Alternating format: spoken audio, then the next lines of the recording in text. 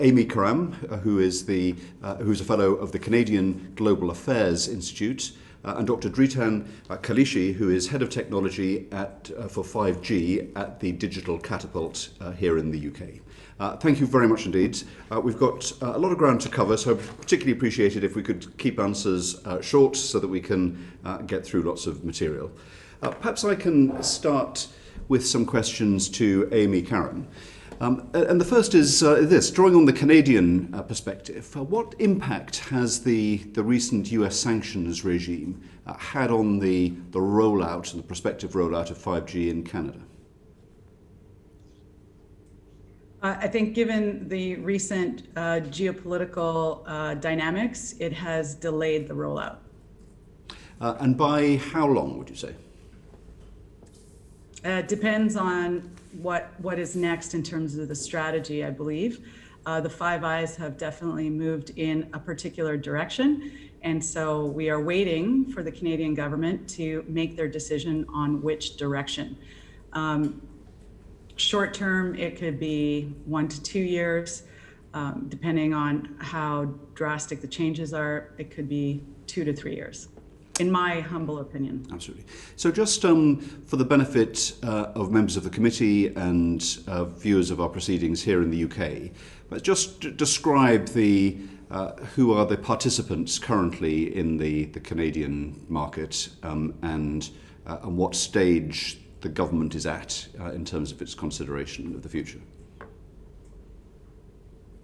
Sorry, do you mean who are the operators that are playing in the telecom market? And the vendors in particular. Right, so the vendors that are in play currently are Ericsson, Nokia. Samsung is beginning to enter as well, given the slight pause. And there is some Huawei in the existing networks on the 4G side. I see. And the three primary telecom players are Bell, Telus, and Rogers. And what has the Canadian government's policy demeanour been with respect to the future of 5G? We are waiting to hear what the policy will be in the future. It's on pause at the moment. And that's why some of the operators have made their own decisions in terms of vendors going forward. And were there no restrictions, have there been no restrictions to date on Huawei, for example, in terms of the participation in the Canadian market? The participation of Huawei has been thus far in the RAN on the edge side. But have there been policy constraints placed on a maximum level of participation? Yes. What have they been? I don't know that there is a maximum participation on the RAN, but they are not allowed in the core. I see, so that is the restriction. And that is now under review in the light of the US sanctions or separate from that? Was the review occasioned by the US sanctions? No, I think it's been an ongoing policy creation in parallel. So I don't know that there has been a distinct move given the US sanctions due to the geopolitical concerns as well. I understand. Thank you.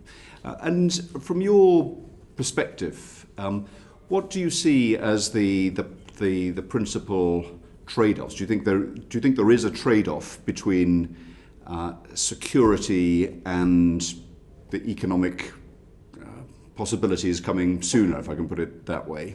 Is that the essence of the policy debates that needs to be settled? There's definitely an economic component to a lot of the decision making. I think before the sanctions were amplified, I think there was definitely an economic benefit for choosing Huawei. They are a formidable competitor among the vendors. They offer great service to their customers. They go above and beyond. Added support, they customize, et cetera. Now, they do have the competitive advantage of not being a public company. Other public vendors like Nokia and Ericsson are beholden to shareholders. So the economic benefit for purchasers of Huawei equipment have been certainly more for their money, right? They get more for that investment. Now, on the economic front, in terms of the broader Canadian economy, there's definitely been some broader benefits. The investments that Huawei has made in terms of job creation, locating their research and development up here, and they've also stepped up to help with rural expansion of telecom reach, right, broadband reach. So there's definitely been some economic pluses for having Huawei in Canada, as for other nations as well. Okay, thank you. Let me turn to my colleague, Dawn Butler. Thank you very much, Chair, and thank you very much, Amy Cram and Dr. Drayton, for coming to the committee today. Just a few questions around infrastructure and your views on how you see us coping with that in the UK. So I think that we are very much catching up to what needs to be done. And the UK sort of short-term strategy is to mitigate the effects of banning Huawei and what it will look like in terms of how we strip out the current Huawei infrastructure, etc. And what we're trying to do in the UK is to secure other incumbent equipment vendors such as Nokia and Ericsson, while looking at trying to attract large companies. To what extent do you think this is an appropriate approach? Amy, yeah. Appropriate in what context? So do you think it's a good way forward? I think you're a little bit ahead of us in terms of your thinking. So I'm just wondering if you think the UK's approach short term is a good way forward. Yeah, thank you for that compliment. Not sure, but let me try. I think in light of the political environment and the uncertainty in terms of sustainability going forward with Huawei equipment, given the U.S. sanctions, it is probably the right way to go at the moment in terms of looking to diversify some of your vendors. If I were to step back a little bit and see why, and I want to say it's not just UK that is in this position, obviously. Canada is in the same position, and the US has a different status, and I'll get to that in a moment. I think that the challenge really was not really having a lot of foresight or longer term view from a lot of our economies. We did not diversify enough upfront, and even I think worse from a global competitiveness perspective, many of us took our eye off the ball, if you will. We lost sight of this 5G telecom opportunity, which is especially unfortunate given the fact that Canada had Nortel and was a leading telecom provider for over 100 years. In fact, the UK had Marconi and STC for a while, and then they got bought or went away. So I think really it's a good catch-up strategy in the interim to mitigate a lot of the supply chain risk that is being identified, as well as to mitigate some of the geopolitical risk that is currently incumbent upon us. So if your question is this the right thing to do now? Yes. Thank you. And Dr. Drayton, your views? If we are looking at this from a immediate strategy, the situation is pretty much as Amy described it.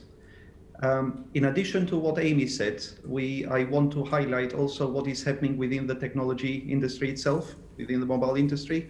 The virtualization and the softwareization of the industry is creating a big shift and an opportunity which can be used to effectively address the systemic underfunding that we have seen for the past 15 years. And as Amy put it very, very correctly, it is not just the UK, but it is more broadly seen. So as the committee has already heard from the previous sessions, the vendor number in the past 20 years, the supply chain in the past 20 years have been reduced dramatically, both in the UK and in other parts of in particular, the Western world. that has been associated, and certainly in the past 15 years, with a refocusing and an underfunding in certain elements of that supply chain of the R&D necessary to address these very long-term needs that you need. Effectively, people invest today for 10 years in the future. And that is precisely why, for all of the geopolitical reasons, but also for technological reasons, this is a good time to effectively have a very, very in-depth look at the strategy and what needs to be done immediately in order for the outcome to be seen both in the mid and in the long term. So can I ask you on the back of that, and then I'll come to you, Amy, how do we catch up? What does it take for us to catch up? What sort of investment are we looking at? What do we need to do? Can we work together with the westernized countries? What would it take for us to catch up? It's the key question, but all of that will depend on what is the ambition and what is the strategic objective of that particular long-term view for the country. We understand, and one of the typical misconceptions that have been embedded in the past has been that infrastructure, telecoms infrastructure in particular, can be largely developed independently of the rest of the digital revolution that we are going through. In fact, there is a very, very close interplay. And 5G, together with the softwareization, it is particularly exposing these almost two tectonic plates moving against one another, the IT world with the softwareization and the telecoms world. And the 5G in particular is exposing that particular opportunity and for changing the way that we approach the digital infrastructure in the UK and in the Western world. If we come back to what is the goal of that particular strategy, which is the diversification of the supply, as you have heard already from the sessions, and as I'm sure you have been already briefed, this position from the existing vendors have been solidified in the world with significant sustained investment over decades, literally 20 years. So there is not going to be a short and easy answer on creating an immediate new vendor that will be able to come to that. However, there are very specific pragmatic and practical steps that can be taken together with a long-term strategy to effectively take advantage of the technology advances that are already happening. And I refer softwareization and virtualization, the move from specialized boxes to software that can run on general purpose computing, which can immediately create the movement that will in time generate the suppliers that will be able to fit into the particular aspects. For example, there will be suppliers both in the UK and in the rest of the world that will be able to take advantage of these technology features, work very, very quickly without needing the heavy investment that is required on the hardware side in particular, and the optimization of that hardware, which is very, very significant, in order to move potentially in the enterprise private network domain space, whilst the rip and replace strategy kind of goes on, and to prepare for the medium to long-term maturation into the market. It's just an example and not the only one. Thank you. And Amy, over to you. How do we catch up? And is there a way that we can work together in terms of Canada and the UK? You do a bit, we do a bit. What will that look like for you in the short, medium, and long term? Yes, excellent. And I'm so pleased that you are thinking this way about collaboration. So just to take it a step back a little bit, the economic security, one of the first questions you were asking was about, why are we in this position? And if you didn't ask it specifically, I'm going to pose it. So the reason that we're experiencing this gap is really that free markets essentially failed the US, Canada, and the UK in creating this gap. Free markets being capitalism. Creating radio access networks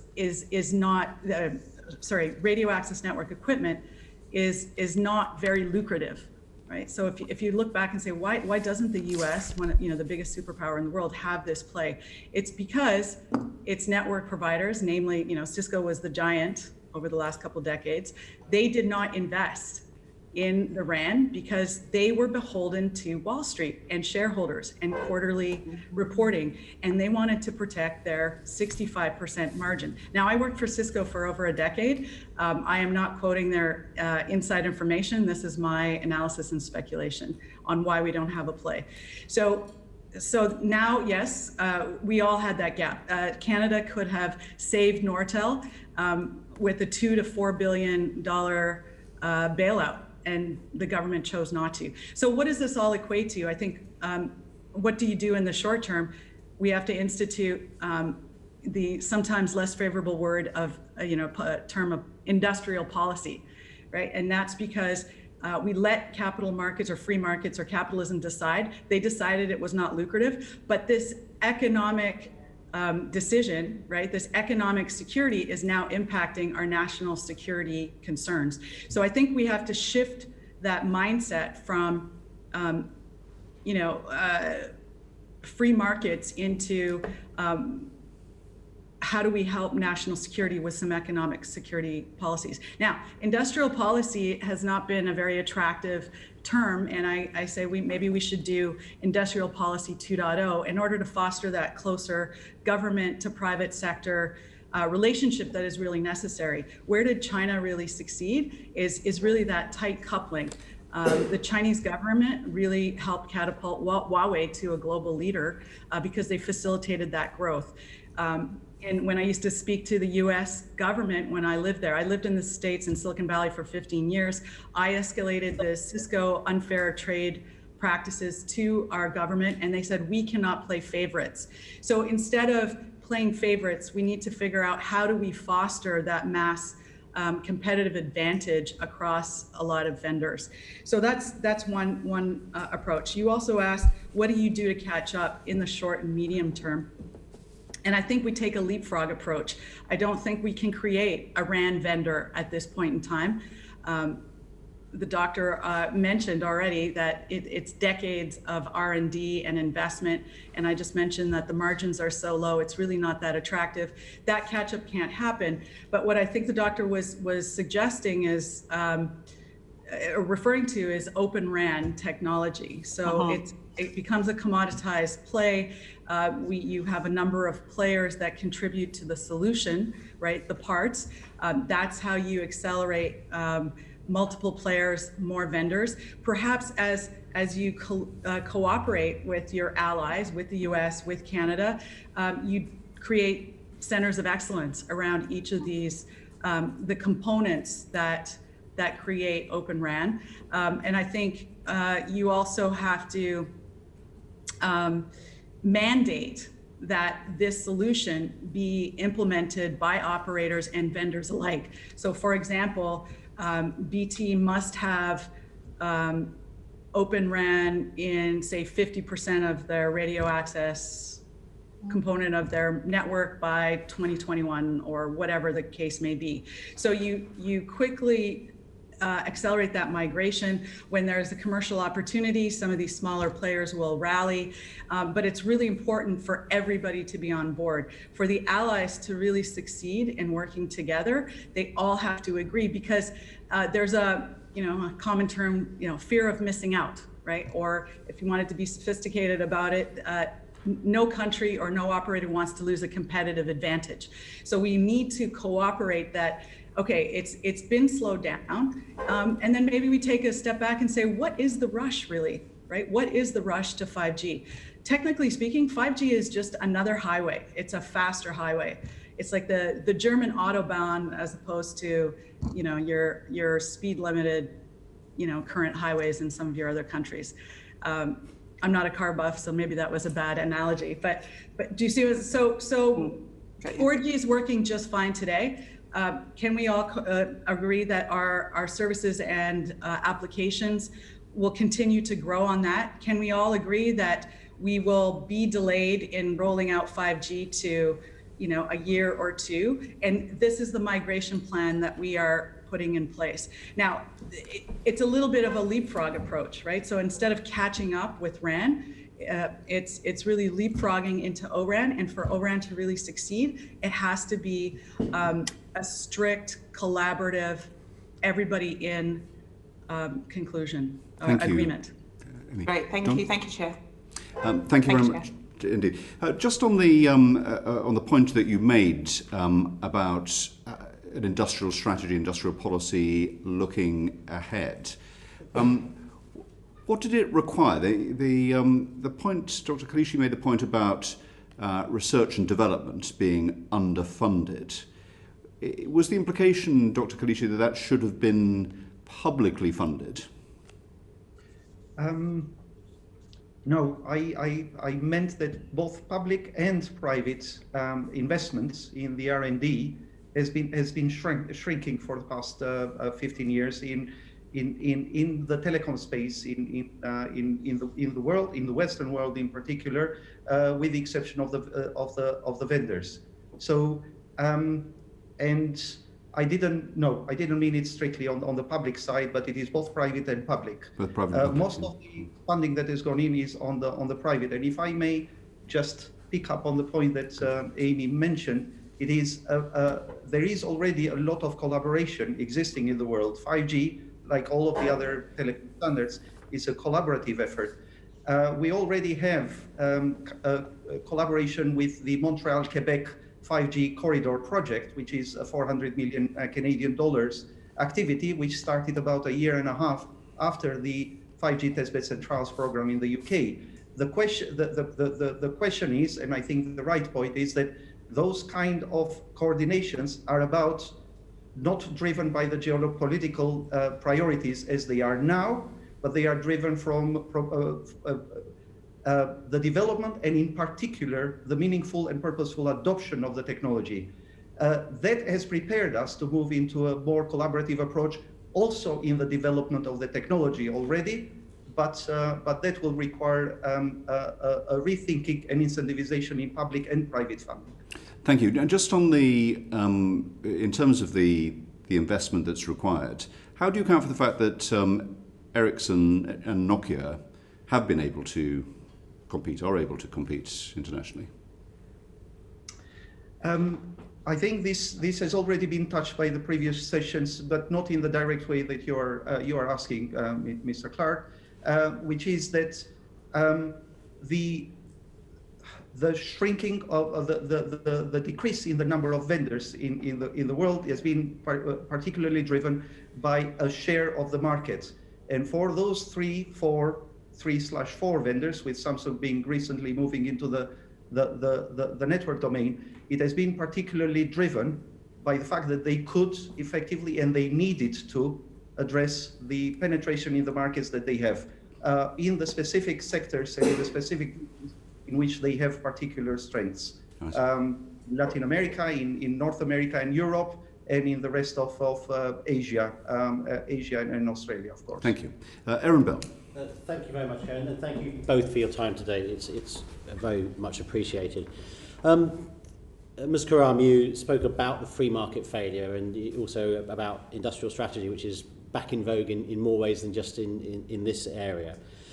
To what extent, just looking back before we look forward, to what extent was that failure incubated by China? I mean, was it a geopolitical strategy from China, or was it, would you characterize it as more an industrial strategy? I'm not sure I understand the question. Are you saying why did it work for China, or did China cause us to? Essentially, did China undercut us deliberately over the period that's led to this situation? Or is it I don't believe so.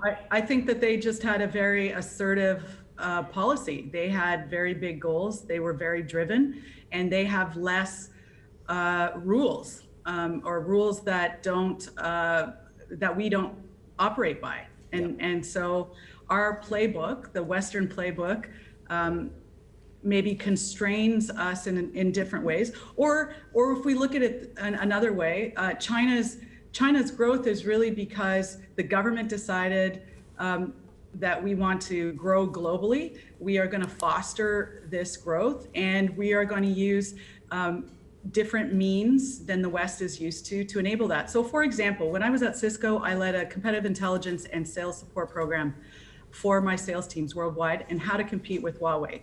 One of our biggest challenges, or a lot of the escalations I would get at corporate headquarters was, oh my goodness, Huawei won our $10 million bid in country X. It was a national infrastructure build out. We were sure that we had it. We had the RFP down. We had the technical details. We were for sure. But at the 11th hour, the company decided to select Huawei, and this is back over a decade, right? This is between 2005 and 2010, when Huawei had substandard products. Today, they are a leader in the market, thanks to the academic research from the UK and Canadian academics, as well as other places, but that's neither here nor there. And the reason they succeeded at penetrating, right, different markets globally is because their government represented select companies, i.e. Huawei, and put it as, included it as part of national trade agreements. So they said, company X, we're going to help you with your socioeconomic development goals. We're going to help you do this and that. And their promises were large. So the least that they could do, they say, well, and could you throw in return, could you please give Huawei that network infrastructure contract for $10 million? So I would hear that it was a mandate from above and beyond the company's level. So my point is, China went out full and strong. They played on terms that we don't play on with, right? We don't play by those rules. America doesn't go and tell another country they must purchase Cisco networking equipment if they want to do a trade agreement with America, right? So those are kind of the dynamics. So did they created their own system that was a competitive disadvantage for our system. Thank you. That's a very helpful illustrative example of what we were talking about. You've obviously spoken very favourably about Western collaboration so far. Should that collaboration in finding solutions for 5G, should that be instigated by the security and information sharing initiatives that we have, such as Five Eyes? And what are the advantages and disadvantages of having a security-led thing rather than the commercial approach? Who's that to? Sorry, to Ms. Karam again. Yes, I think there's definitely value in having the Security Commission participate, but if it can be a collaborative effort, I think that would be fruitful. I think the security bodies have been also very objective, and they have been very good at identifying the true gaps. But I think in order to amplify and accelerate development, I think it could be a dual group initiative. And that's not to discount what the security group does. I just think in order to commercialize and actually create a position in this 5G market in a quick way, there are many dynamics to consider. So would you suggest we need to go wider than just the Five Eyes countries and bring other countries on board, even though they don't necessarily share the same views on Huawei? Yes, I'm glad you asked that question. Absolutely. And I think one of the other key things that we're forgetting, so I think there's two phases. I think we, the Five Eyes and some other countries, are playing defense. Defense, even just from an economic perspective or a competitiveness perspective. We're trying to play catch up. We admit that we took our eye off the ball, and now we want to play because we know it's important, not only for economic security, but national security. However, if we really want to be a significant player globally in the long term, 5 years, 10 years, 15, 20 years, we are forgetting about emerging markets. Emerging markets is a really big potential market. So just from a commercial business perspective, if we, collectively the Five Eyes, want to have a significant play in 5G beyond just the national security concern, we do need to recruit other countries, because Huawei and China are viewed very favorably in a lot of emerging countries. And if they are the future in terms of addressable market, indeed, we need to reach out and recruit more players. Thank you. And the potential approaches for this collaborative solution obviously include things like common standards. We'll talk a little bit more about Open RAN later, if that's okay. But collective purchasing, coordinated R&D funding. What other ways could a Western collaboration work together? I think tapping into the academics. So we talked about research and development and funding there. I think the UK, Canada, and the US as well. We have pools of really intelligent people, right? There's a lot of intellectual capital that we can tap into. So in terms of Canada, one of the biggest bees in my bonnet is that we have researchers across 13 universities across Canada fueling Huawei's 5G R&D, because they're smart, they're curious, they want to apply themselves. And Huawei said, okay, let us be the catalyst for that. So that's even another source for us to tap into is they understand the market, B, they understand Huawei's solution. How can we mobilize that intellectual capital to work together and to figure out the next solution? Thank you. And to Dr. Kaleshi, on that point about R&D, what existing international R&D support can the UK currently call upon? There are various schemes and collaborations that exist through certainly through the UKRI. The strongest existing, easiest accessible funding is the Horizon 2020 and the European collaboration. The second aspects within the EPSRC, there are standing agreements and dual bilateral agreements with different countries in the world, including South Korea, China, US and Canada for certain, in Brazil, and other countries in the world, under various schemes managed by different departments in the government. And the key word there is different departments in the government. Thank you. And just one more for Ms. Karam before I hand back to the chair. Is there a danger or a possibility that we end up with two competing sets of standards in the world here, a Western set of standards and a Chinese set of standards, and what would the implications be of that? Absolutely, it's a possibility, and possibly, I would say it's almost a likelihood, and that's competition, and we experience this in the other protocols in wireless technology, right? We had CDMA, there was TDMA, there was GSM, and market forces determine which one rises to the top and continues to grow, and then we continue. It sounds like it might be a bit more than just market forces if it's the West against China, though. There'll be the Sorry? Yeah, there'll be the geopolitical implications of all the other things China are doing, around the world. So it's not just going to be a question of the best product wins, is it? Well, okay, so that's a really good point as well. And yes, of course, and that's, China has been rallying their supporters and their customer base. In fact, I've heard that they're maybe in 70, 80 countries already with 5G, et cetera. So here is maybe how we, once the tension dissipates, at least to some degree geopolitically, I call this a co-opetition model, right? If we were to look forward into the future and how do we all get along, we have to figure out how everybody plays in the same sandbox, which is 5G or wireless communications, exhibiting mutual respect. And sorry, just to clarify, co-opetition stands for cooperative competition. Sure. So every there are multiple vendors, they all play, and may the best choice win. Now with the Open RAN solution, that's essentially saying Huawei can play too, right? In an Open RAN option, and in fact you can instill the idea that all vendors, Ericsson, Nokia, and Huawei, must also provide an Open RAN option instead of having that single RAN solution. And in that way, we just say, okay, Huawei, you beat us to the market, but we want to play too. So let the customer decide.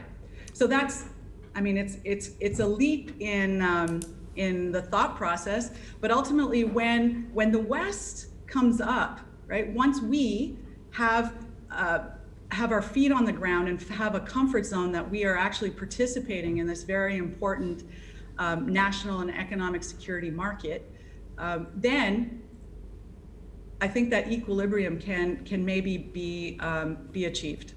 Thank you. It could be a reach, but that would be an idyllic situation. Thank you. Hopefully I've got some time for some open round questions later, but I better hand back to the chair. Absolutely, thank you. I'm just going to come to Catherine Fletcher, but just to pick up on something that Ms. Karam said, which was that we, I think I've captured correctly, that we shouldn't rush headlong into 5G. If it takes a couple of years delay to develop our own standards, we can get along okay with 4G during that time. Is that a fair distillation of that point, Ms. Karam? I'm going to say yes, but please don't share this with my, potential telecom clients. It's just between us. But let me put that. But yes, but it'll only work if everyone agrees to it, right? I would not recommend it if one operator says, okay, I'm going to delay, and then its competitors do not. I think that's hugely unfair. Yeah. It has to be a collective agreement for this to actually be successful. I understand. So let me ask Dr. Kalishi, whose job it is to advance 5G in this country. What do you think of this suggestion that actually we should take our time and not proceed at the pace that we otherwise could? It was a valid suggestion 3 years ago. If we go and we look back at the analysis that was done in 2016 and 2017 in the UK, in particular I refer to the National Infrastructure Commission Connected Nation report, and also the work that was done on to position Future Communication Challenges Group work on positioning the R&D and standardization leadership in the UK on 5G. At that time, this option was a worthy option to effectively consider. But precisely for the point that Ms. Karam made, in my opinion, the horse has bolted.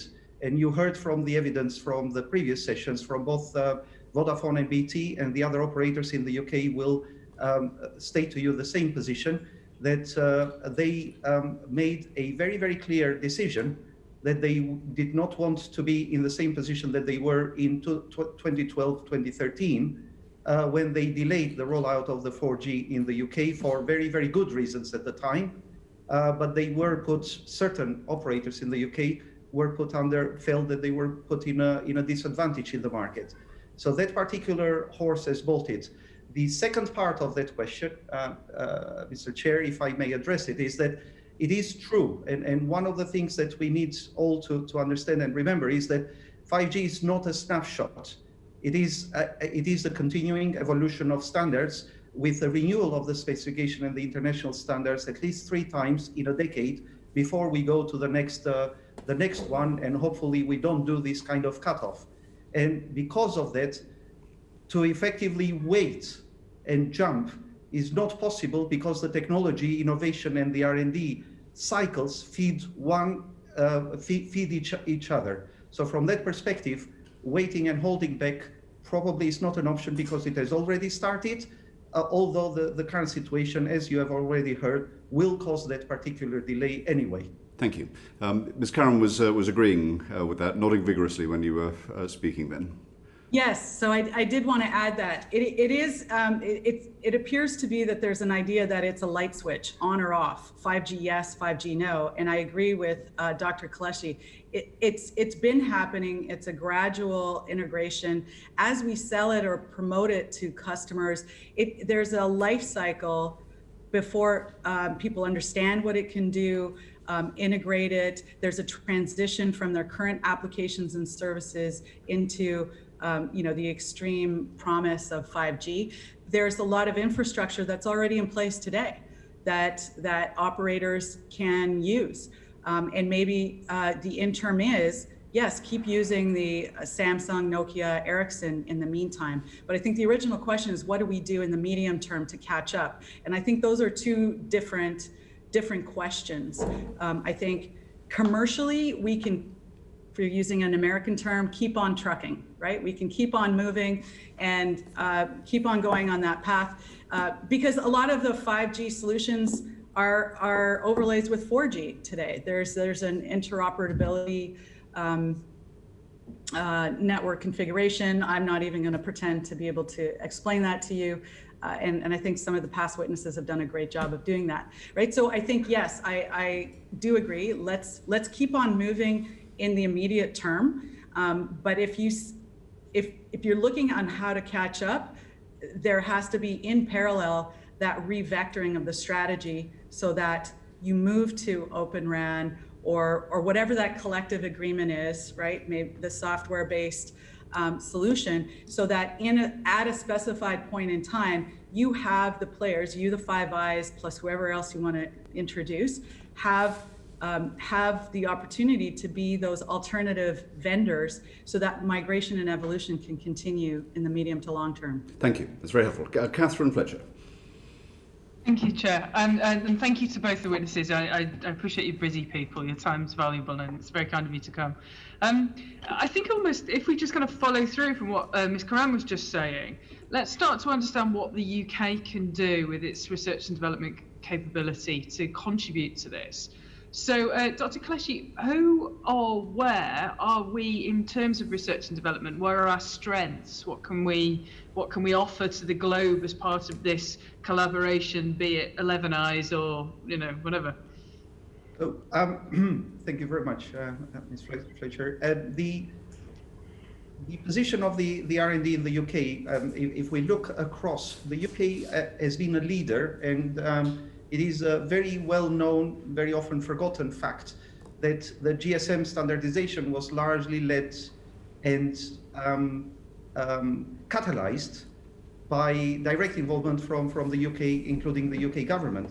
And in that part, that there has been, through the 80s, the 90s, and the 2000s, there has been a very significant contribution from the UK, probably second to US in the world, in terms of telecoms and computer science research. Let's put it together in one. The ICT domain, although that at that time it wasn't literally like that. So if we, this was very visible, and when we did an analysis in 2018 in the 5G Nation reports as a snapshot, it was very visible that the academic work in the UK in the telecom space is world leading in various areas, including network softwareization, orchestration, network slicing, multiple input, multiple output, and some of the massive MIMO, increasing the efficiency of the spectrum usage, all of the things that are fundamental technology solutions to effectively go forward.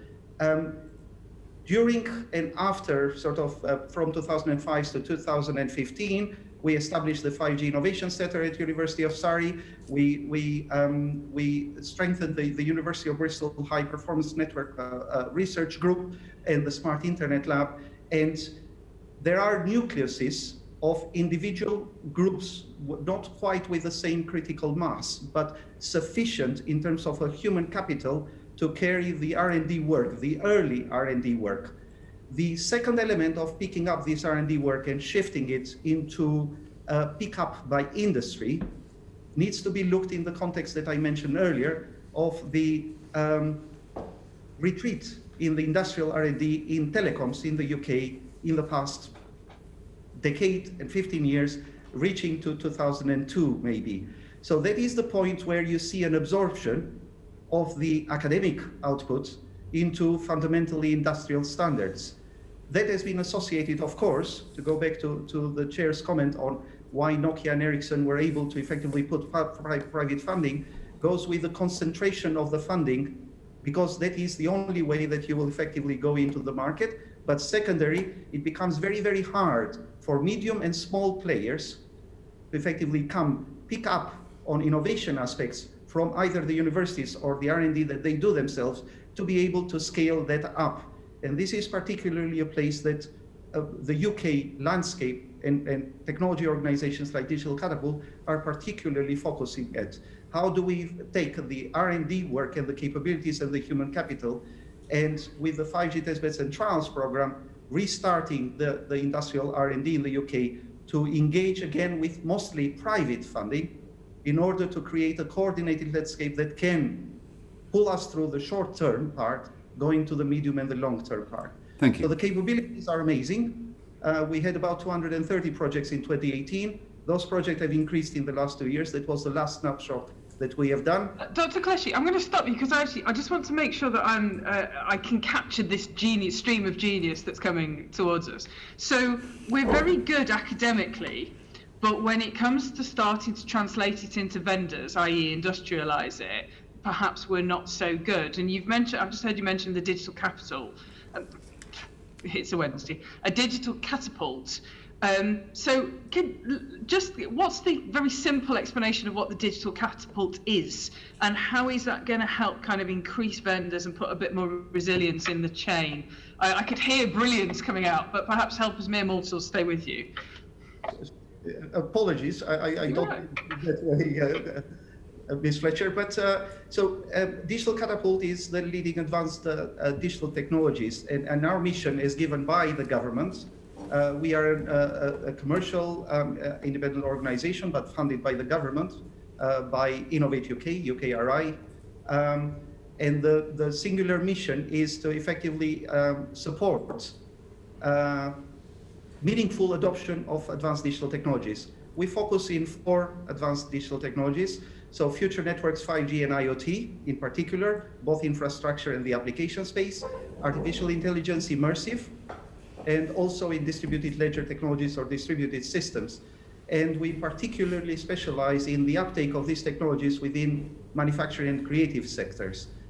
We intervene, and our mission is to intervene in cases where, pretty much like Ms. Karam mentioned earlier, there is a slowness or potentially a market failure of the market-driven innovation approach that the UK is brilliant at, but it doesn't always work all the time, and we are discussing one of these examples today. So we intervene there by particularly focusing on what we call the golden dust of innovation, which is the SMEs and the startups, and connecting them with the challenges that come from established industries and big players.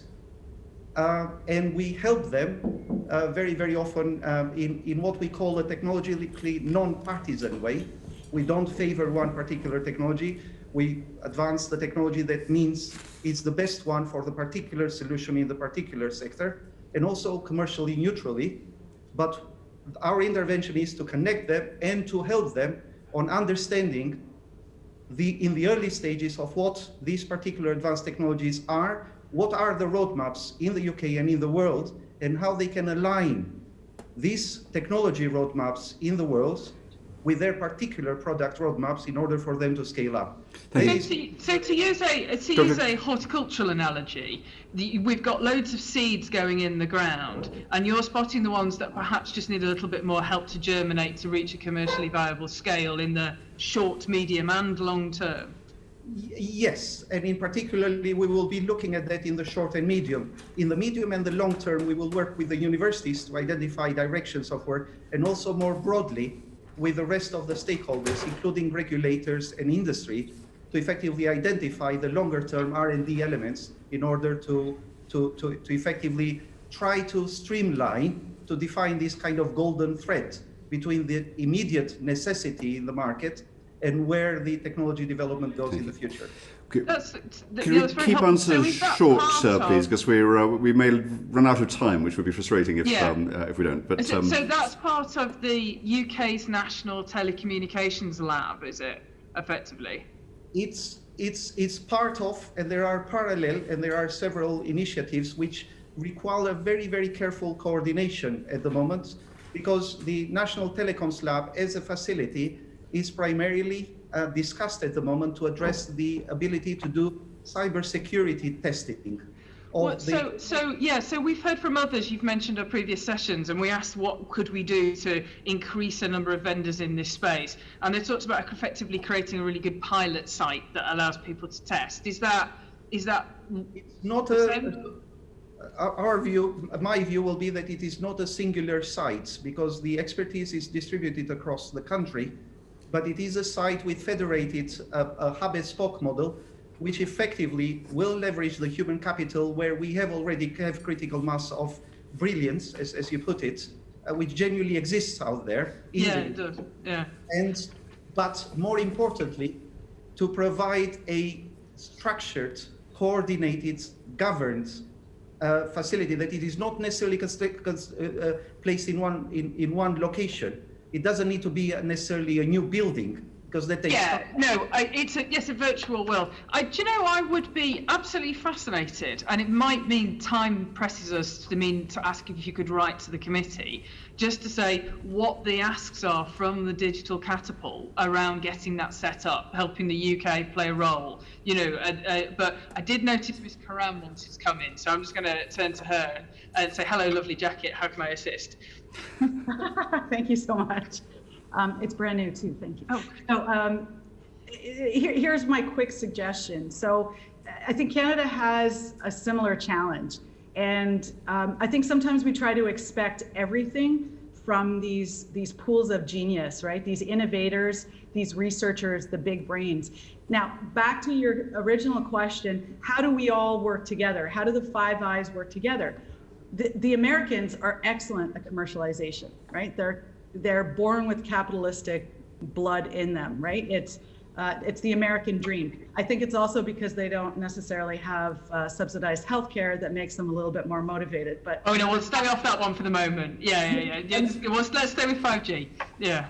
So my suggestion is, why don't we, maybe as you pull together and you collaborate, one arm of the alliance is the commercialization go-to-market expert, and then the UK brains, the Canadian brains, funnel those. You draw my mind to probably the last question I was going to address to both of you, actually. Yeah. So we're busy negotiating a load of free trade agreements with Canada and America and all of the other people that we've mentioned repeatedly.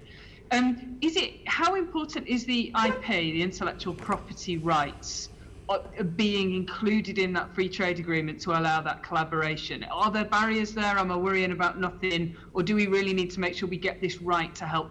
I can see Dr. Kaleshi smiling at me, so if I turn to you and then I come back to you, Ms. Graham. IP, do we need to sort it? I'm not, and I know that the committee has specialists in that particular area. So it's not but the blood that funds the telecoms R&D is around IP. So all of the collaboration agreement for all of the research projects that everyone does are effectively very, very directed by the IP. At Digital Catapult, we particularly do not go after IP because our mission is to help others to succeed rather than ourselves. Sure. But IP, so I will put it out there, but it is not primarily my area of expertise, but it is an extremely important point.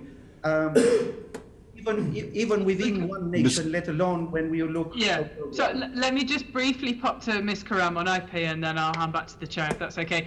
IP, is it a problem that we need to solve, or are we in a decent space right now?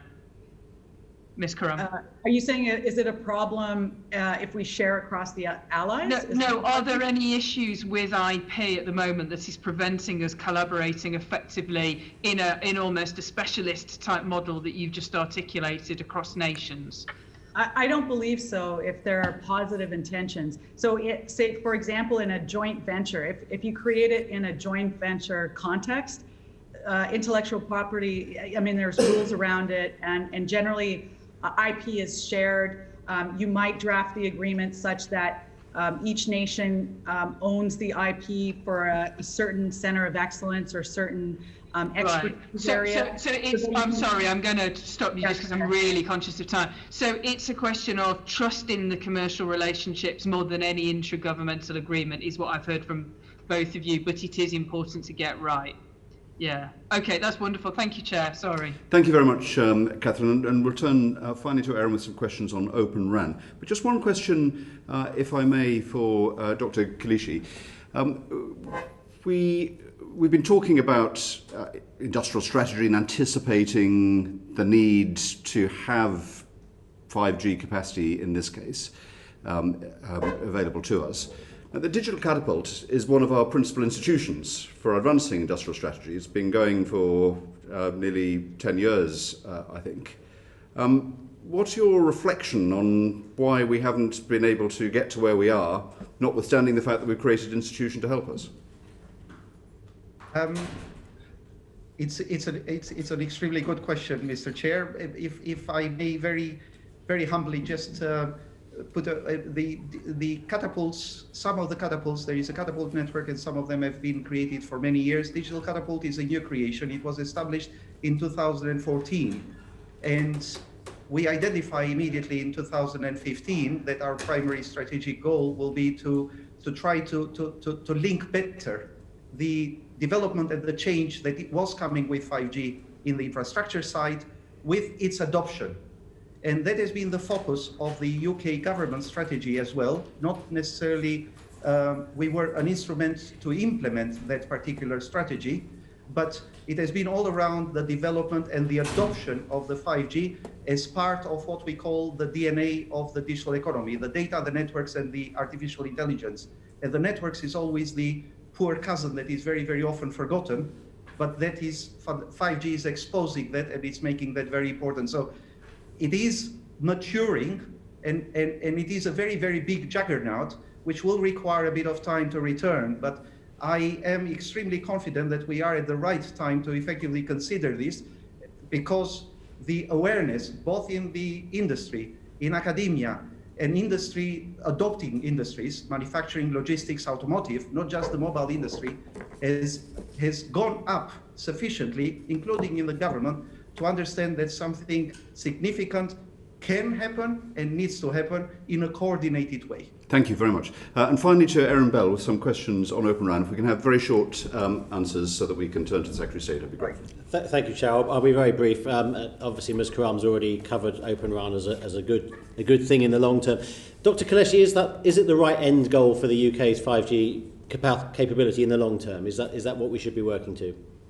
In the medium term, we can start something immediately on testing and working in that space, but it's a mechanism to effectively look at international standardization. So yes, as an intermediate goal, yes. And here in the UK, what long-term government oversight would you need to get us, through the digital catapult or through any other means to that long-term goal? So there are for the short-term ones there. So the primary one is a comprehensive R&D strategy looking forward to 2030 and beyond, in positioning and taking a very long-term view of what the telecoms are. That should be associated immediately with immediate pragmatic and practical steps to leverage all of what we have at the moment, and in particular in assets, testbeds that we have, in the human capital that has been created, and exploring, for example, what does Open RAN mean? These are long-term evolution. So in the next 6 months to a year, we can do something immediately whilst we think for the longer-term strategy in order to, as it is, to streamline the immediate steps with what we need for the medium to long term. Those discussions have already started. Thank you. And you mentioned testbeds. I mean, you've obviously had experience running other 5G testbed programs. How would you see an Open RAN testbed operating, and what support would that need? We have an excellent, and I mean absolutely excellent, probably the best in the world, understanding, and I mean for the ecosystem, not purely on the digital catapult, in terms of how we can build and use testbeds. So that could be very, very similar to a combination of the existing testbeds that are already built on top of from EPSRC and DCMS, from UKRI, and DCMS, interconnected facilities at the national level, similar to what we have in, for example, the Initiate project, national dark fiber infrastructure, as well as the existing testbeds in various universities, industry, and technology organizations like Catapult, including the regulator. And the regulator is something that should not be forgotten in the research, development, and innovation strategy that we need to put in place. Okay, thank you. Do I have time? One more? Well, are you already working on Open RAN as part of in the digital catapult, or is that not happening yet? We have in our 5G testbed already starting investigation of those things. In our 5G testbed in the catapult, which is about a 1.5 billion investment, we deliberately have gone down a non-vendor specific. So we have a mix and match from different suppliers, and we do the integration ourselves, which gives us the flexibility to engage very, very early on with this kind of, it's a good playground for exploring these things very early on. Thank you. Thank you very much indeed. Can I thank our two witnesses, Ms. Karam and Dr. Kalishi. It's been great to be able to pick your brains on your technical knowledge, and you've helped us with our inquiry, and we're very grateful. Perhaps we can follow up with some of the further questions that we might have arising from the session. So thank you both. We're going to suspend the meeting of the committee very briefly so that we can invite the Secretary of State to come and join us. Thank you very much. Order, order.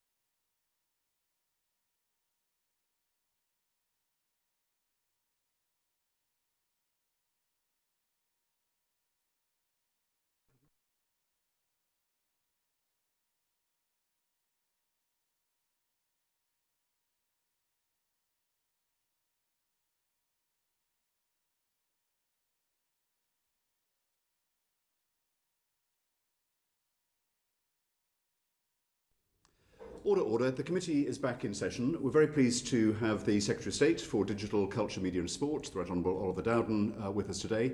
Secretary of State, can I start by thanking you very much indeed for coming before the committee. It was just a week ago when I invited you. You accepted with alacrity when I questioned you in your statement in the Chamber of the House of Commons, and we're very grateful to you for coming. And perhaps you'd also give our thanks to the Minister for Digital Infrastructure, Matt Warman, who has been very helpful to the committee in its inquiry. Obviously, in our minds is looking to the future of 5G, and it's been clearly materially affected by the decision that you announced to the House of Commons last week. So you'll understand if we want to spend quite a bit of time on that. But so perhaps I can start by asking you, what does it mean to be a high-risk vendor, which Huawei was declared to be some years ago? It's a combination of factors, principally looking at where the supplier is located and the risks there. So in this instance, the two principal high-risk vendors we've identified are Huawei and ZTE. Clearly, we're mindful of issues such as the Chinese intelligence laws and the requirements for companies operating out of China to comply with that. It also goes to the security of the system, so the actual standards involved as well. So it's both, and in the case of Huawei, in fact the two companies that have been deemed to be high-risk vendors, do you have concerns on both limbs of it, the technology and the question as to whether there are links to the state? Yes, I mean, I think it's worth saying, first of all, we make these decisions about deeming a vendor high risk based on advice, clearly from the National Cybersecurity Centre that works closely with GCHQ. It's in respect of both those limbs. I think, but just to be clear, it is an understanding of the relationship of how companies operate out of China, and also the security of and the standards of those vendors. And that is why, for example, we've set up the Huawei Cybersecurity Evaluation Centre so that we can monitor and understand and address those risks. Indeed. And for that evaluation centre, will it continue given the decision that you announced last week? Well, the centre will continue. There are challenges for the centre given the impact of the US sanctions, because strictly speaking, in legal terms, whilst the employees are determined and vetted by GCHQ, it does form part of Huawei, and the reason for that is in order to protect the intellectual property of Huawei. Now, given that that will be severely, the access to Huawei equipment will be severely impacted by the US sanctions, that is something we are exploring as to how it can essentially continue to have access to the equipment that it needs to continue to consider. And who will pay for it? Huawei has always paid for it in the past, and there's no reason to believe that would change.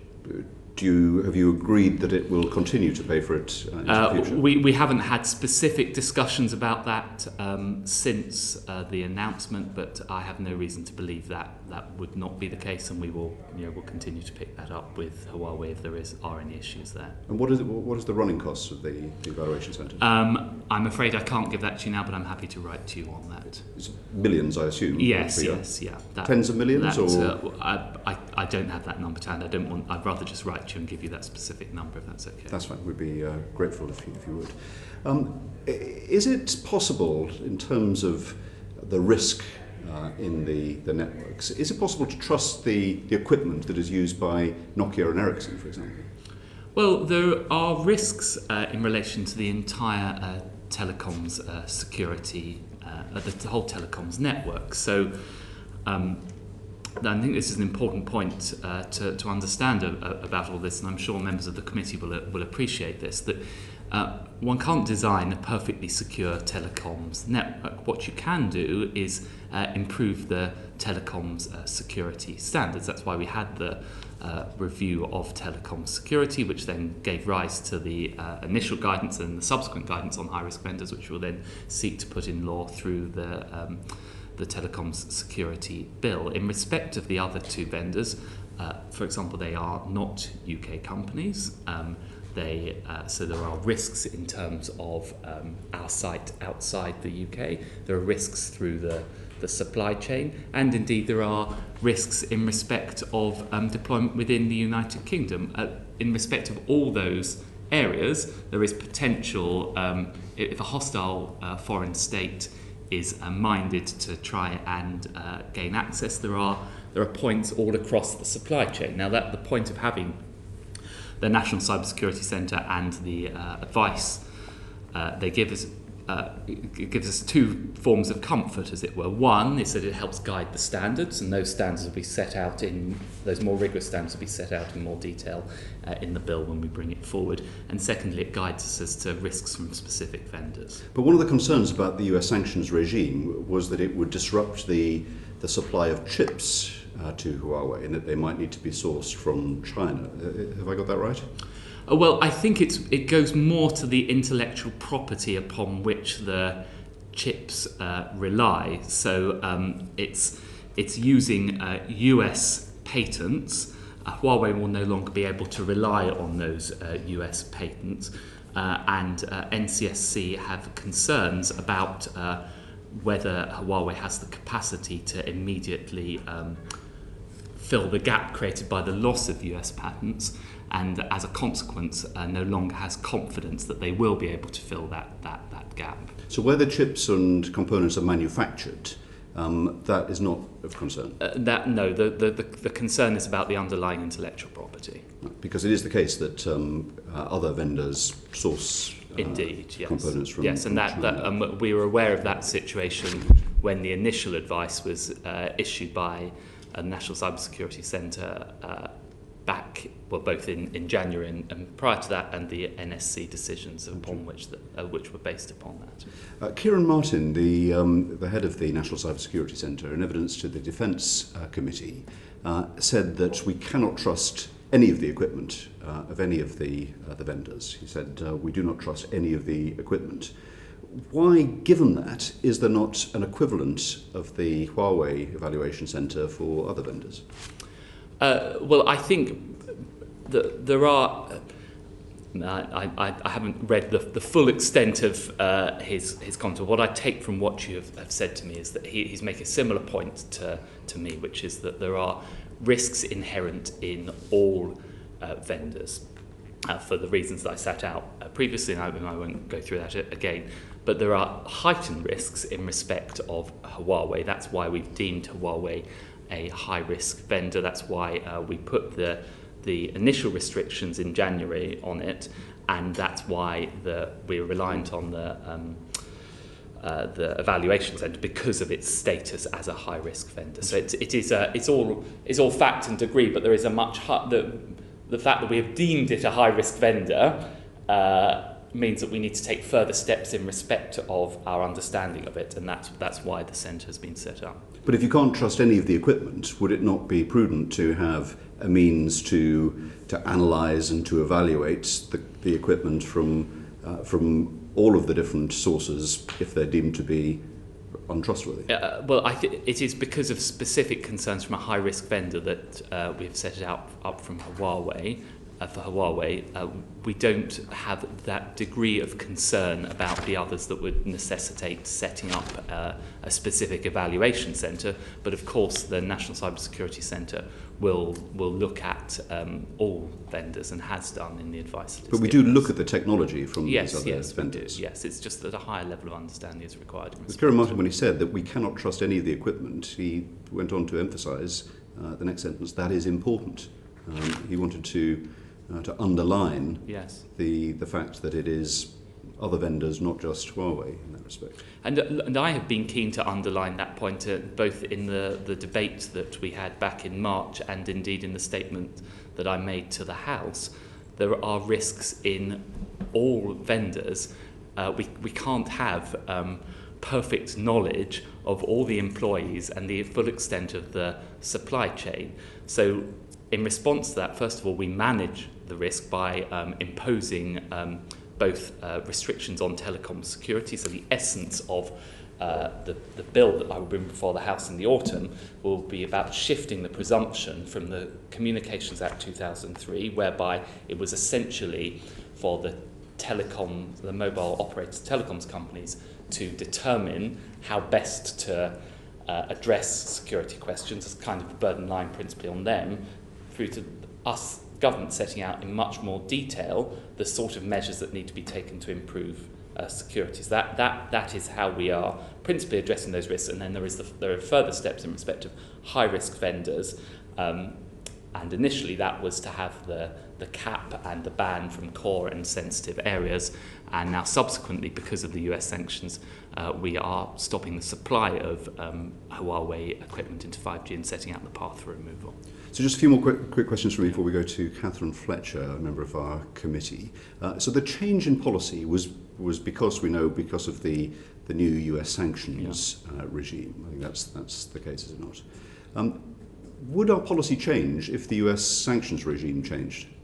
Well, yes, we could continue to keep it under review, but that is a somewhat unlikely scenario, given that there is pretty much bipartisan consensus on that. So I had no reason to believe that a change in the US presidency would change that position. And if anything, what we have seen over previous months and years is that there has been a tightening. There's been no evidence that there's going to be any loosening of those sanctions. Okay. And you envisage allowing 7 years to remove Huawei's equipment from the 5G network? Yes, we've set out a timetable for the full removal by the end of 2027. And does it need to be done progressively throughout, or can it all be done in the last year? Well, I wouldn't expect it to all be done in the last year. It's not in the commercial interests of those companies. I don't think they'd have the capacity to be able to remove it all in the last year. I'd expect them to remove it over the course of that period of time. You'd expect them, but would you require them? Well, we have not set out that requirement now, but that's something that we will keep under review. Okay. You said the policy will cost £2 billion and will delay the rollout of 5G by between 2 and 3 years. But what's the basis of that assessment? Two things that sort of work together. It is conversations that we've had, and clearly there's a commercial confidentiality around those with each of the mobile network operators to understand what the costs would be, and then that is then overlaid with our own analysis and working with NCSC.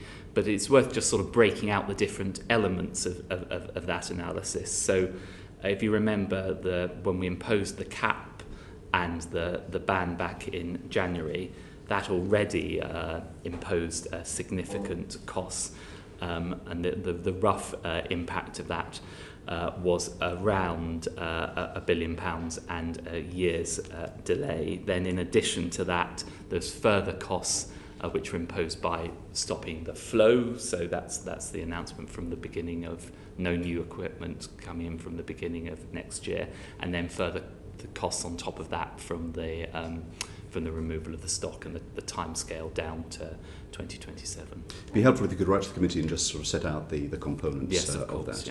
Yeah. And finally, from me, given this is the whole policy environment is about reducing the risk that we face as a country, did you make an assessment of the risk that Nokia or Ericsson could be taken over by a company, perhaps a Chinese company, that might give rise to the same concerns that you had over Huawei? Yes, first of all, I need to be very careful not to sort of comment on the specifics of each individual company, but we are very mindful of the biggest single immediate risk to diversification would be to lose another vendor. So that features very strongly in our considerations and discussions. And when you consider it and discuss it, what action has it impelled you to take? Well, we, as part of our diversification strategy, which I will, I'll be outlining I'll be setting out in full, publishing a full diversification strategy at the time that I introduced the Telecoms Security Bill. We will be looking at 3 pillars of diversification, and the first pillar of that is about securing incumbents. So the sort of things that we would be looking at in terms of that security of incumbents is, first of all, looking at the underlying capital position of those companies and seeing whether there are further steps that would have to be taken in respect of that. It's also about looking at the markets for incumbents, so whether there is a sufficient market not just in the United Kingdom but across the rest of Europe, and working with our allies across Europe to understand that, and also working to understand whether they have sufficient technical capabilities and expertise, because as I say, that is the first immediate risk that we don't want to lose. Thank you. Well, we'll go into a bit more detail on that if we may during the session. So let me turn to Catherine Fletcher and then Dawn Butler. Hello, Secretary of State. Thanks very much. Hello. I think I'd just like to almost pick up the thread from the chair there. We've got a couple of vendors who are not categorised as high risk, Nokia and Ericsson. What are we doing to support those existing vendors outside of assessing capital structures and making sure they're not vulnerable?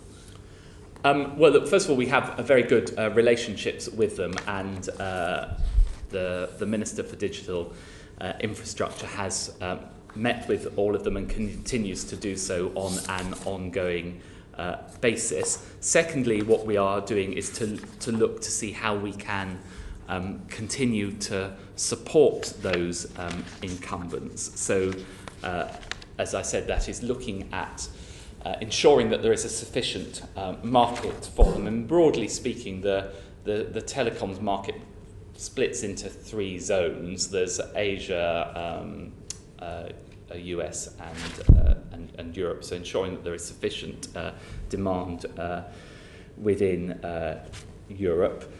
We're also looking to enhance their competitiveness. So actually one of the principal things we've already done to enhance the competitiveness of Nokia and Ericsson is through the telecoms supply review and the guidance and the legislation that will follow out of it, by enhancing security levels and security requirements given that they already have quite high security requirements, that in itself is helping them inadvertently in that way. You mentioned security. Have you done any assessment of whether a retaliatory kind of disruption could occur, perhaps from China or another source, and how vulnerable the likes of Nokia and Ericsson are to that? Well, of course, we keep all of these things under review and receive advice and intelligence in respect of it. But clearly, it's that one begins to get into the realms of speculation about it. But we're mindful of where risks could arise. No, understood. Do you think that there's a room for we've just heard some very compelling evidence about the idea of the Five Eyes, so the Western security coalition countries working together to perhaps create a new vendor of telecoms equipment. Have you assessed this idea? Do you think it's viable? Can we bring a new entrant into that market? Yes, there are two respects in which we can do that. The first is in taking an existing vendor that is not currently in the UK market and encouraging them to come into the UK market. We've had productive discussions with a wide range of vendors. I think the reality is it would be Samsung or NEC that would be most well placed to enter the UK market, although there are significant challenges around that. But in the medium to long run, and I caught this at the end of your previous witness, Open RAN is the solution in a number of different respects. First of all, I think there's potential to cooperate and have a mutual interest between us and our other allies, whereby we have interoperability between different parts of the vendors, the components that make up what the vendor has to offer means that there are opportunities for different countries within that. For example, the UK has strength in software, so there's potential for us to build software capacity, and there's potential for other countries to build other elements of it. There's potential then for us to work with them in terms of driving the rules and standards for that. So I think that that is probably the principal area of future cooperation. But nonetheless, even in respect of bringing in new vendors, to new existing vendors, there are ways that we can work together, particularly around understanding how we can help them build market share. We heard from Mr. Kim at Samsung, and he was talking about maybe it's easier to create a standalone 5G environment and actually have it completely separate from the existing network to both aid speed and the ability for other vendors to come in. Is that something that you'd consider requiring operators to be able to deploy standalone 5G or separate spectrum for them? Well, I think what we are trying to do is in respect of new entrants is twofold. So helping them to come into the UK market and overcoming some of the quite considerable barriers that they would face in doing that. So, for example, the length of the investment required, R&D, and so on. The economies of scale, and then secondly, as we move to Open RAN, then to look at the different opportunities within Open RAN for them. So that is where the focus is from our work so far. So let me play that back. The focus is more on creating a collaborative environment where lots of people can play and talk in the same language, rather than perhaps have a set of end-to-end standalone provisions with different providers. The Open RAN model is what you're favouring to help us get access to this service that we vitally need in areas of poor rural broadband, for example. So I think there's a number of different points there. So there is in the short to medium run, clearly we are going from a situation where we had 3 5G vendors to having 2 5G vendors. Now, for purposes of diversity, competition, and resilience, it would be preferable in the short to medium term to have another vendor. So that is the first strand of work. As I said, Samsung and NEC appear to be the the most likely to fill that gap. In the medium to long run, particularly with a view to how we develop UK interests, commercial interests, and indeed resilience, the preferred model would be to get to that Open RAN solution. But that would be that there is there's only one country, as far as I know, in the world that has a full Open RAN network, and that is in Japan, and that was started from scratch. So we're not, we can't immediately jump to Open RAN, whilst we will be taking steps to support and drive Open RAN, for example, with 5G testbeds and so on. We will have to get work to get a new vendor in as well, in that to fill the gap, as it were. Do you have any idea of timescales? Well, when we could expect that? Well, we are working as soon as we possibly can. I think the effect of the decisions that we took last week has meant that the need is even more pressing. So I've been discussing this with the Prime Minister before and after.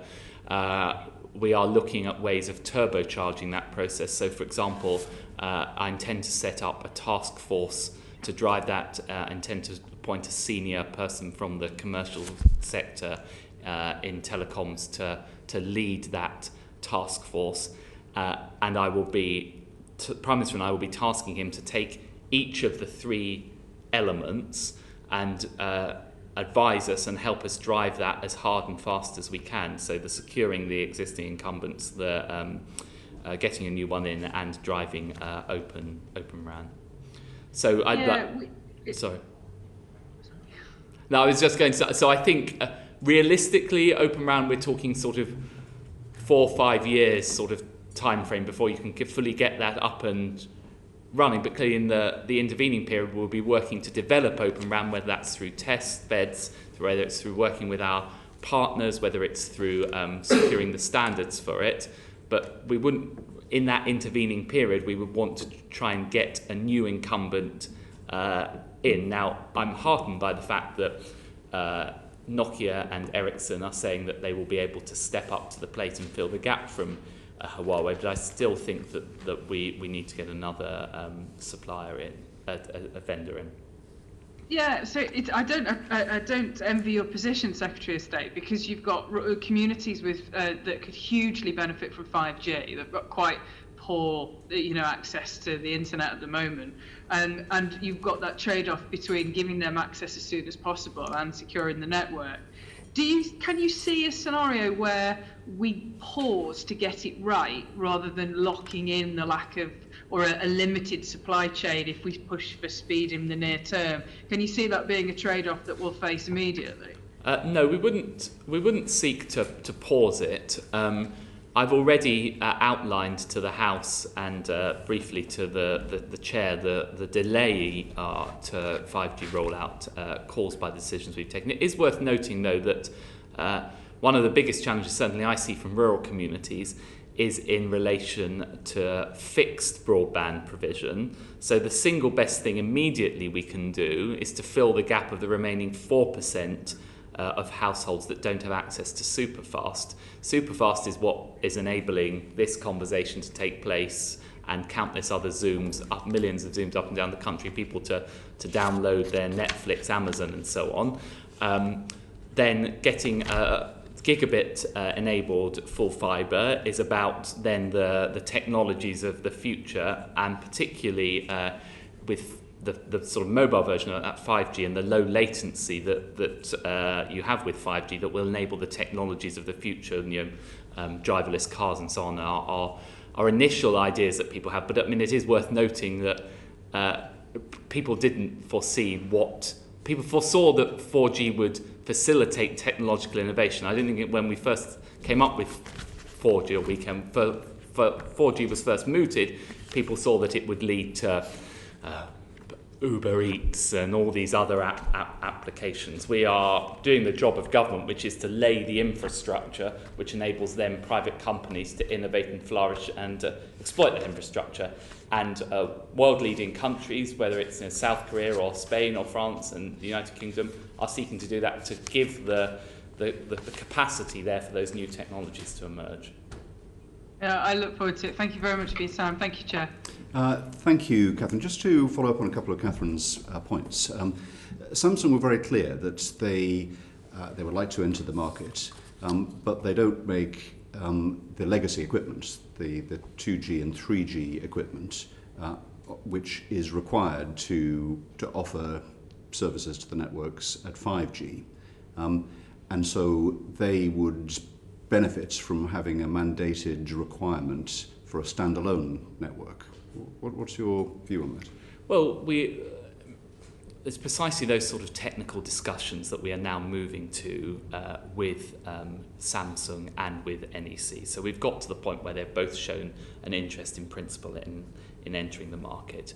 I think in respect of 2G, that's slightly separate in that I think that's a technology that's going to be around for quite a long period of time. It's relatively low tech, and we are well used to the existing vendors within that. So we are less concerned about that from a sort of security and ongoing perspective. I think in respect of... Well, that's not the problem. The problem is that in order to be able to supply to the networks, Samsung would have to develop a capability that they don't have in 2G to supply it, because it's the non-standalone network is built like layers of sedimentary rock, one on the other, and so it would require them to do something that is literally there's no commercial future in, just for the purposes of coming in at 5G.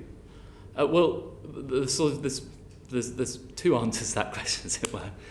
The general answer is that we are having precisely those sort of conversations with Samsung in detail to understand the barriers that they are facing at a technical level, and we have an open mind as to how we could achieve that.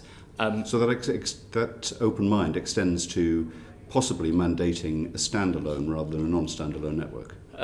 Yes, yeah, we'll have I have an open mind in respect of all of those things. We want to, I think the whole point in terms of the direction of where we're going is that we want to ensure that we maximise the speed of their diversification and the sort of mandate that we will be giving to the new chair of this task force, and indeed the mandate that we're giving to officials and NCSC is to do whatever's necessary, and then we will evaluate the costs and benefits of each of those things. In the previous session, one of the witnesses suggested that we should pause, or at least be prepared to go slower on the rollout of 5G in order to reset our approach.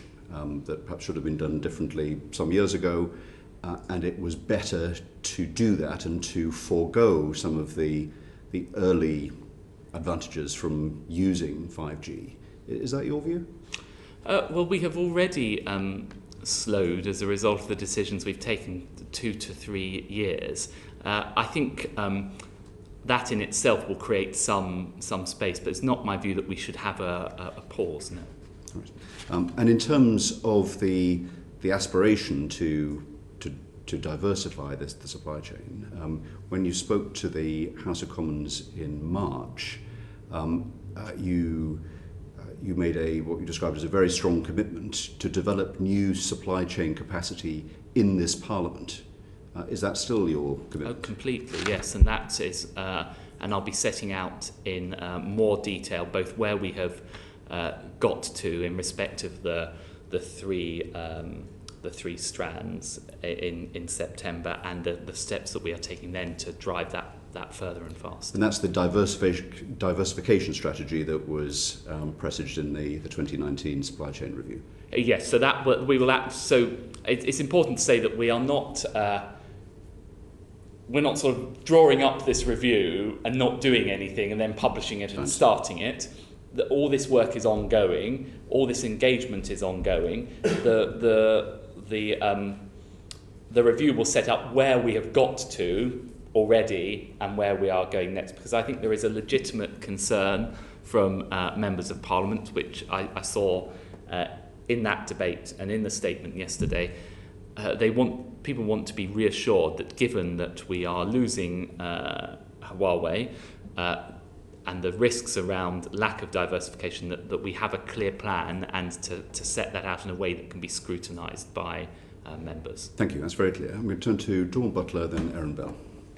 Dawn. Thank you very much, Chair. Sorry, I lost the signal for a moment there, so I'm not sure if part of this question was answered, but thank you very much, Secretary of State, for coming to the committee today. And I also understand the pressures of getting to grips with a brief such as this. Secretary of State, I just want to talk a little bit about horizon scanning and how far ahead are we looking in the UK? Are we looking 2 years ahead, 5 years ahead, 10 years ahead in regards to R&D, in regards to, you talked a little bit about expanding our vendors, because 2 vendors makes us less safe. So I just wondered, how far ahead are we looking? Well, we have a long timescale, certainly through the NSC and the integrated review, which is looking at our wider security and defence capabilities. We're looking forward to sort of 20 years plus. I think that in terms of how we deliver on the 3 elements of diversification that I've set out, that will inevitably link through to wider longer term conversations. So, for example, we'll have to work across government, particularly with BEIS, in developing our longer term industrial strategy. So, for example, that will in turn relate through to the security and investment bill that BEIS is bringing forward about how we help foster and protect homegrown capability, particularly, for example, in relation to the Open RAN solution.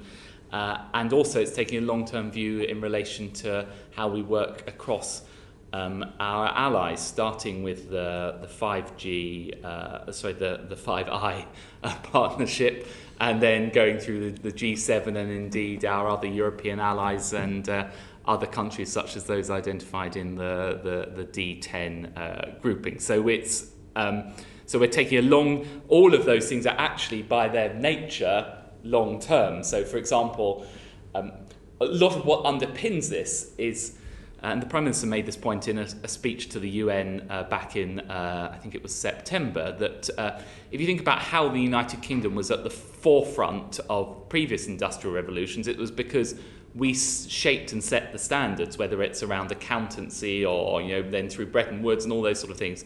We are now setting the standard for the next century around, for example, standards for telecommunications, artificial intelligence, all these emergent technologies. So the longest term thing we need to be doing is ensuring that the United Kingdom and our allies are well represented on those bodies, and our values are well represented on them. That is to say, openness and transparency. Thank you, Secretary of State. I mean, I wish we were kind of setting the standard. I kind of think China is ahead of us in that game, and we need to kind of, as we were talking about in the previous session, we may not be able to catch up, but we could sort of leapfrog over. I just wonder what kind of investment is going into this horizon scanning over the next 20 years? We are very mindful indeed. I've again been discussing this with colleagues, and including at cabinet level, that we will clearly have to make a bid as part of the spending review process to ensure that we have sufficient resources to enable this, because we are, if we want to encourage Open RAN, we want to invest in 5G testbeds and so on, there'll be costs associated with that. So as part of the diversification strategy, that will involve clearly a spending review bid, and that will go through the normal process.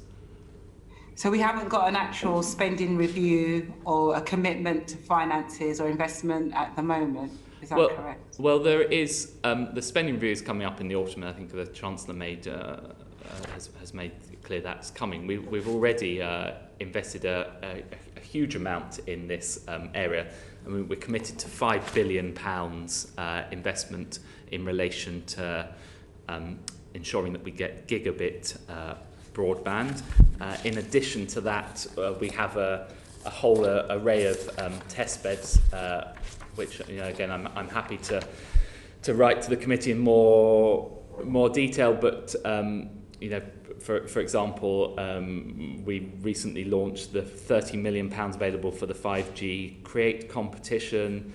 We've got a £1 million collaboration with the government of South Korea. We had another 6 million industrial test beds and trials for 5G. So there's a rolling work, but clearly as we then look forward, we will then need to look forward at our further ambitions and then get the spending commitments as part of the normal process that any government department would go through. Thank you. And the 5G test beds that you referred to, the trials programme was announced in 2016. What impact has it had on the telecommunications market diversification so far? Well, I think a number of respects. First of all, it's about understanding how we apply 5G on the ground. So it's ensuring that we have that understanding of how, just across the board, just ensuring that we can roll out 5G securely. Increasingly, though, we have a focus on ensuring that we test Open RAN. So, for example, the recent tests and trials in Orkney and the Chess Valley are testing Open RAN, and I would certainly look to, as we develop the strategy, to ensure that we get sufficient funding and investment to have much more extensive test beds and trials for Open RAN as we go forward. And thank you. And on the Open RAN, is it really starting to deliver in terms of the diversity in the telecommunications market in the UK? Not at the moment, no, because we don't have an Open RAN network. But what we are doing is developing the building blocks of understanding and application that will enable us to have an Open RAN network. As I said, there's only one country in the world, Japan, that currently has that Open RAN.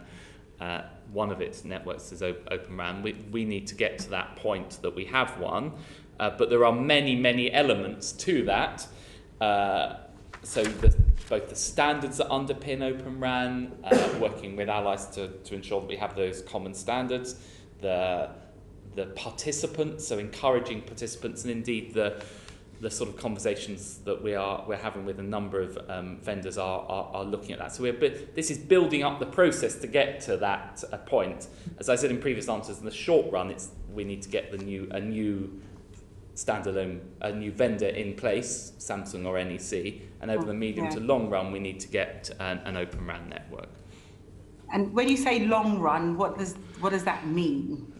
What's the long run to you? Well, I think we're sort of looking at, as I said, around the sort of 5-year sort of horizon to actually get an Open RAN network up and running.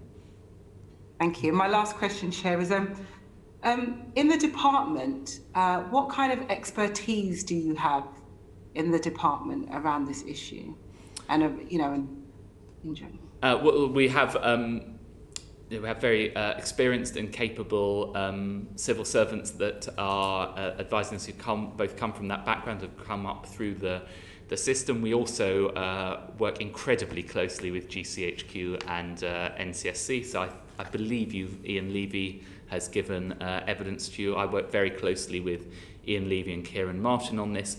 And then in addition to that, particularly in order to drive the commercial application, I'm keen to and will be appointing somebody to chair a task force to ensure that we give that next charge forward to what we're doing. Do you have somebody with expertise within the department to chair that task force? And the reason why I'm asking is because I do think that in order to get the best possible outcomes, you need that friction when it comes to technology. You need someone almost to to match them at the same level. So do you have anyone within the department that is capable of chairing that task force? Well, actually, I think you make a very valid point, and this is precisely why I would look to somebody external to lead that task force, to do two things. First of all, provide that friction and challenge, because with the best will in the world, and I'm very well served indeed by the Minister for Digital Infrastructure, who has a strong background in this area, but given the speed and pace of technology in this area, that you need to supplement ministerial understanding with a direct commercial understanding, and that's precisely what I'd be looking for in the chair of the task force. I've got some names under consideration and would hope to again announce that as part of the diversification strategy that I'll be laying before Parliament alongside the introduction of the Telecom Security Bill. Thank you very much, Secretary of State. Thank you, Chair. Thank you. Secretary, in terms of that diversification strategy, in your answer so far, you haven't mentioned satellites. Yes. And yet, in advance of the spending review and in advance of the publication of that strategy, the government has taken a 45% stake in a bankrupt satellite business called OneWeb for £400 million. And one of the part of the proposition is that it delivers 5G capability. Were you part of the discussions around that? Yes, and my department fed into the analysis that underpinned it. I think there is potential for the use of satellite technology, but at the most remote and hardest to reach areas, where as you roll out gigabit and broadband, whether that is through the fixed networks or 5G, as you get to the furthest and most remote points and the marginal cost gets that much higher, you do start to get to a point where the marginal cost becomes lower from satellite technology than putting in the additional infrastructure, whether that is laying the cables or putting in the base station. So I think in terms of closing that last gap, there is potential for application of satellite technology. But to be clear, that is not, the acquisition is not just to secure that. It is one of it is one consideration that forms part of the wider case, and clearly that is being led by BASE. So, but it is one of them. It will make a contribution to completing 5G. Yes, satellite technology will be able to, and we will. We believe there is potential through OneWeb to do that. Yeah. And did you and your department recommend that the country take the stake that we did in that? We said that there was potential as part of it. It would not have justified purchasing OneWeb on its own, but there is some benefit there, which we fed into the business case for doing so. And would it be part of this diversification strategy to go beyond reliance on two vendors? This is obviously a different technology, but does that help with diversification? Yes, it will help with diversification, but I don't want to overplay the scale of it, because, as I say, it is very much at the edge and the most remote areas. Necessarily, that is going to be quite a small proportion of the network, so it's not suddenly going to transform things. But again, it's another tool in the armoury, as it were. But it wouldn't be justified on 5G grounds or the last few percentage connection grounds alone? No, not alone, but it forms part of the case. For doing so. Thank you. Aaron Thank you, Chair, and thank you, Secretary of State, for your time today. Just before I talk about international collaboration in a moment, just on testbeds, are we looking to roll out to a wider scale of testbeds? Are we going to be having wider areas covered with test networks in the immediate future? Yes, and we've had a sort of drumbeat of announcements of testbeds, and I would certainly expect it would form a core part of the diversification strategy to continue to ramp up testbeds for Open RAN. It would be wrong of me to lobby for Staffordshire now. So it is noted, and I'm sure you're doing an excellent job. Thank you very much. International collaboration. If I could start like the Chair did with just looking back before we look forwards. Did the government receive advance notice of the US sanctions on Huawei? I can't actually tell you that. I would imagine that would have come through the Foreign Office. I don't want to mislead the committee. I would have to just check whether I was formally notified in an advance. But I mean, this didn't come out of the blue. There were already sanctions previously. We knew, and we've had extensive conversations with the Americans and others. Their concerns were in the public domain. We knew the direction that they were going in. We knew that further sanctions were under consideration. We knew that it was tightening.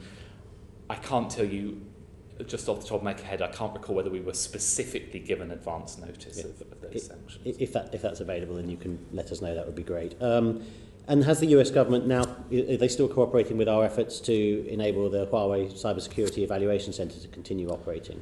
We are having exactly those discussions about how we can achieve that. Chair. Okay.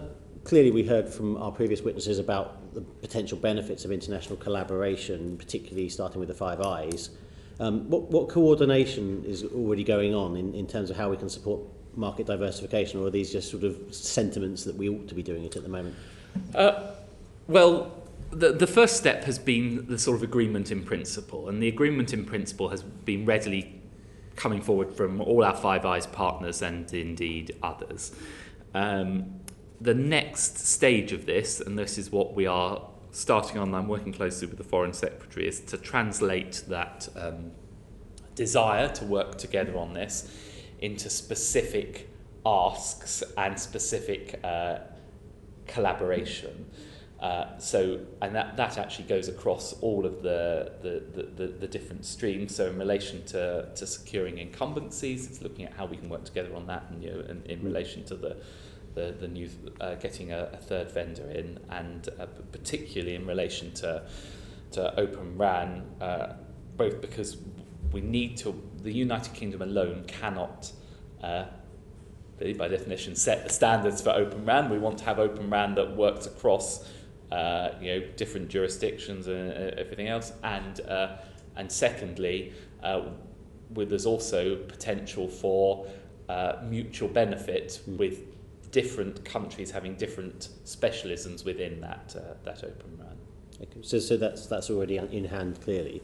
You mentioned the D10 earlier. Is there advanced coordination going on regarding that, or again is that something that's and something that would be nice to have down the line? No, discussions have taken place with all of the D10. This comes up in G7 4. G7 make up 7 of the D10, and the others, I think, are Australia, India, and South Korea, and we're having good discussions with all of them. And indeed, I think there is, there's particularly we have Japan, South Korea. We have a lot to learn from them about advanced technologies, and clearly we have a lot of common interests through Canada and the United States, who are both Five Eyes and G7, and then Australia and New Zealand in addition to that. Not all of those countries are taking quite the same line on Huawei. So in those discussions, how are we managing that in terms of an overall approach to telecommunication security that they'll be happy to buy into in the future, or are they going to persist with Huawei and we're going to go our way? Well, I think regardless of the stance that countries take on Huawei, most countries look forward and see that Open RAN is a good, secure solution that provides opportunities for them. So I think that I don't think there's a sort of tension between the two, if you see what I mean. I think that even were you minded to keep Huawei in your networks, then it would still be beneficial to have to build towards an Open RAN system.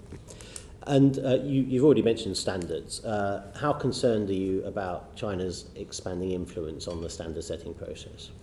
Well, I think it's perfectly understandable that China, as emergent and indeed emerged power, a country that has huge commercial interests around the world, wants to take its legitimate place at the table in terms of shaping those standards. What we have to be mindful of is that we don't become complacent. We need to also make sure that we are at the table having those constructive discussions, and that we don't not have our place in those conversations, and that is why we are prioritising and ensuring that we have a role in relevant international bodies. Given China's overall ambitions, is there a risk that we'll end up with separate competing standards out of this process, or do you think that we'll keep global standards, across the whole globe? I very much hope that we will be able to have common standards across the entire globe, and that is clearly in everyone's interest. Okay. Well, thank you. That's all I have. Thank you very much indeed. And just a couple of final points. Just on the OneWeb satellite transaction, it's a communication satellite company. And if the 5G contribution or connecting the last few % of the population is not sufficient to justify it, what is the rationale for taking the stake? I'm afraid you're going to have to address those questions to Bayes and the Treasury as to how the full business case was made for it. Our role as DCMS was to advise on the implications for 5G and broadband. But you're the communications department, so the implication is if it's not around that, then it's an industrial investment or a financial investment in effect. Indeed, it forms part of there are wider considerations for those departments, and that's why they led on it, not DCMS. I understand.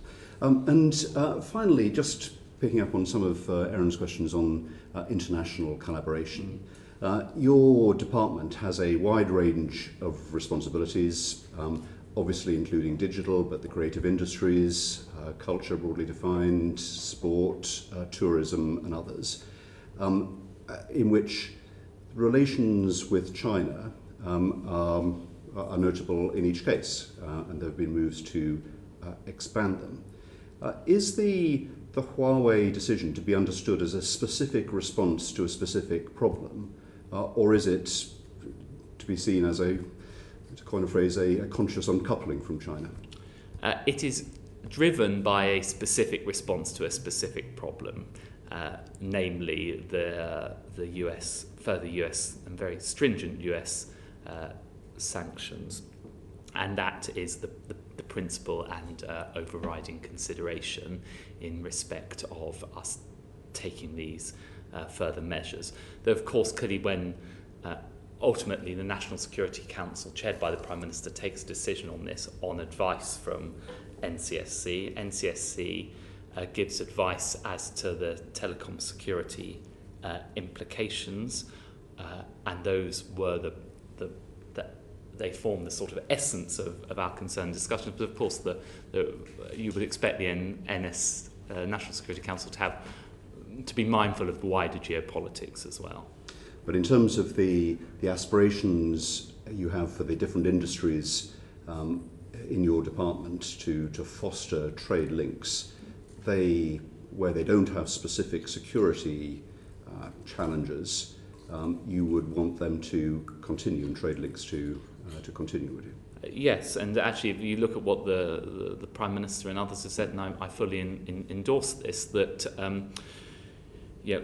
first of all, clearly there is no issue with the Chinese people, but indeed with the Chinese government, we continue to engage with the Chinese government. We are clear where we disagree. Indeed, in many countries around the world where we have disagreements with them, but at the same time we can have very constructive areas of discussion and engagement and cooperation. And I very much hope and expect that will continue in respect of China. And I hope that China respects our position, that we would disagree in relation to Hong Kong, and we have to act in relation to the impact of the US sanctions. This wasn't a sort of knee-jerk anti-China move from us.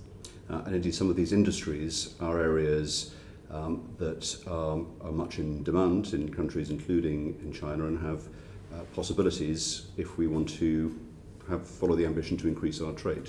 Indeed, look, I think the great opportunity for the United Kingdom post-Brexit is to be an open, free trading nation underpinned by the rule of law and robust security measures, whether that is having strong national defence, strong institutions such as GCHQ and others, strong courts and somewhere we can be a place where businesses that are based in countries all around the world, whether that is China, US, EU, India, wherever else, are able to come here, provided they they abide by the rule of law. We are an open economy, and that's always been the United Kingdom's strength, and I would expect that to continue.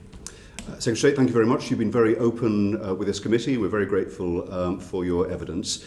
The inquiry will continue because we're very keen to look at how we can, as a country, make a reality of the commitment that you've given to diversify the telecom supply chain. As you've made clear in this session, and as we've heard from other witnesses, that is not an entirely straightforward task to accomplish, but nevertheless it's a very important one. And so I hope when we make a report, having taken some further evidence, you and your colleagues in government will reflect on our recommendations, which are designed very much to help. Thank you, and I look forward to it, and we're very much open to further advice and suggestions in order to achieve diversification. Thank you very much indeed. That brings to an end this meeting of the committee. Perhaps since this is our last meeting before the summer recess, perhaps I can put on record our thanks not just to our witnesses in today's session and throughout our sessions, but to my colleagues on the committee, but especially to our team of clerks who organise our hearings, who help brief us and write our briefings and help us with our reports. We're very grateful for their hard work on that. Also to our colleagues who viewers can't see, but we wouldn't be seen without them, which is the broadcast team that makes sure that we are available to conduct our proceedings in public. There's been a great interest over the last few months. Since the committee was formed, we've had, as many people have seen, an extensive set of inquiries into COVID and the scientific aspects of that, into commercial genomics and this very important question of 5G.